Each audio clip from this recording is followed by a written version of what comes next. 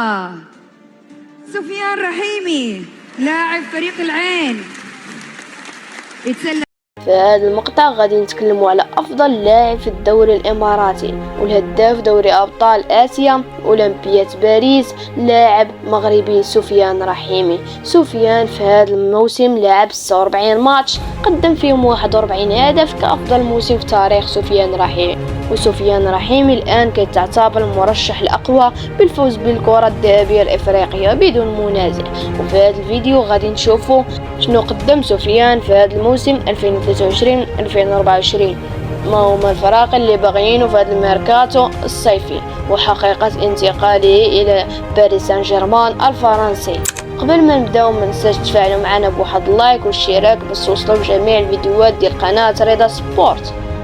سفيان رحيمي في هذا الموسم كيتعتبر افضل لاعب في الدوري الاماراتي والهداف ديالو، وافضل لاعب في الدوري ابطال اسيا والهداف ديالو ايضا، والهداف ديال اولمبيات باريس 2024. وكتعتبر اول لاعب كيماركي في 6 مباريات في تاريخ اولمبيات. الالقاب اللي بدا سفيان رحيمي هي كاس دوري ابطال اسيا والميداليه البرونزيه مع المنتخب الاولمبي.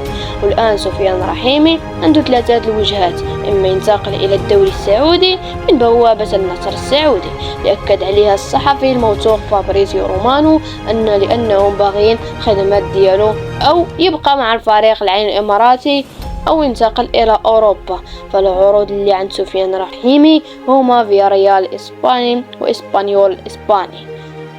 ودابا نعرفوا حقيقة انتقال سفيان رحيمي الى النادي باريس سان جيرمان الفرنسي.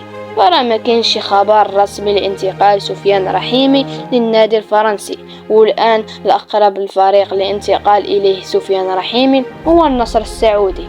وهنا كيسالي الفيديو ديالنا، فإلا كنت وصلتي لهنا ما تنساش تفاعل معنا بواحد اللايك واشتراك باش توصل بجميع الفيديوهات ديال قناة رضا سبورت.